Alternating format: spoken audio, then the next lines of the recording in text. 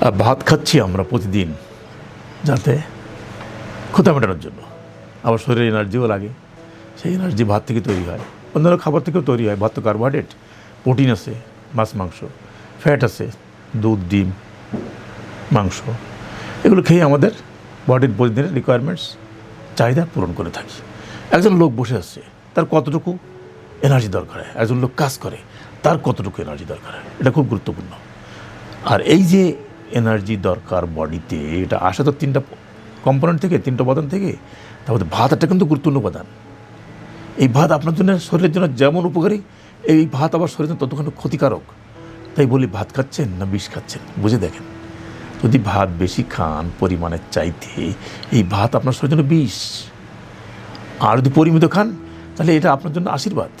কী করবেন তাহলে? পরিমিত খেতে হবে, কিন্তু খেতে তো পারেন না। একজন মানুষ তার ওজনের চাইতে, তার শরীরের যে ওজন দরকার তার চাইতে বেশি মাত্রায় মোটা হয়ে বসে আছে। কেন বসে আছে? খায় আর ঘুমায়। আমাদের দেশের মহিলারা বেশি আর মোটা হচ্ছে। যারা কাজকাম করে না, ঘরে বসে থাকে, তাদের জন্য এটা খুবই ক্ষতিকারক যদি ভাত পরিমিত করে না খান। এই ভাত থেকে কিন্তু তৈরি হয় এনার্জি, এই ভাত থেকে কিন্তু কনভার্ট হয় লিপিড প্রোফাইল, একটা কম্পোনেন্ট ট্রাইগ্লিসারাইড বলে যেটাকে, টিজি ট্রাইগ্লিসারাইড, একটা গুরুত্বপূর্ণ কম্পোনেন্ট যেটা ভাত থেকে সরাসরি তৈরি হয়। এর পরিমাণ যদি বাড়তে থাকে, পরিমাণ হলে 150 ইউনিটটা বললাম না, 150 ধরে রাখেন। এর বেশি ভাত যত খাবেন, এই টিজি বাড়তে থাকবে। আর এই টিজি যখন বাড়তে থাকবে, তখন কিন্তু আপনার নিউরোলজিক্যাল প্রবলেমগুলো বেশি বেশি হবে। হাত পা ঝিনঝিন করবে, শরীর অবাস লাগবে, শরীরে শক্তি পাবেন না, নিজের প্রবলেমগুলো বেশি হবে। আবার কখনো কখনো শিরাগুলো ব্লক করে ফেলে এই টিজি। তাহলে ভাত আপনার জন্য বিষ না? বিষ তো। আপনার দৈনন্দিন খাবার থেকে এনার্জি পেতে গেলে কতটুকু আপনার খাবার খেতে হবে তাহলে হিসাব আছে। যেমন বলা হয় 1200 কিলো ক্যালোরি, কিলো ক্যালোরিটা মনে রাখেন। কিলো ক্যালোরি শরীরে যে তাপমাত্রা তৈরি হয়, যে এনার্জি তৈরি হয়, তার একটা ইউনিট কিলো ক্যালোরি বা ক্যালোরি। এই কিলো ক্যালোরি যারা 1200 কিলোমিটার, 1200 কিলো ক্যালোরি 24 ঘন্টায় আপনার শরীরে তৈরি হতে হবে।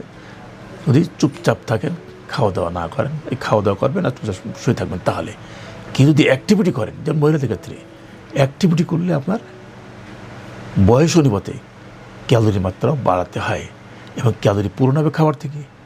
যেমন বলা হয় আপ টু 1900 থেকে 2000 আপনার ক্যালোরি প্রতিদিন দরকার। 1900 থেকে 2000 ক্যালোরি দরকার আপনার।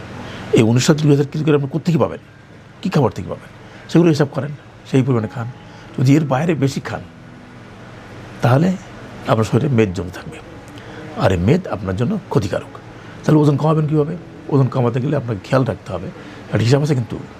সপ্তাহে 1 কেজি ওজনের বেশি কমানো যাবে না, সপ্তাহে 3 ঘন্টার বেশি হাঁটা যাবে না, সপ্তাহে প্রতিদিন 3 লিটারের বেশি পানি খাওয়া যাবে না।